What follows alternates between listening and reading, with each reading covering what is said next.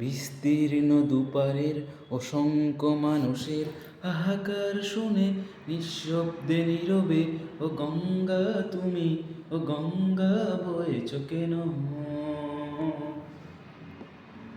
নৈতিকতার স্খলন দেখে, মানবতার পতন দেখে নির্লজ্জ অলস ভাবে বয়েছ কেন?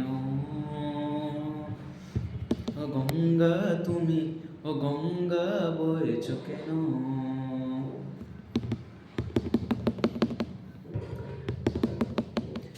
ব্যক্তি যদি ব্যক্তি কেন্দ্রিক, সমষ্টি যদি ব্যক্তিত্ব রহিত, তাহলে শিথির সমাজকে ভাঙো না কেন?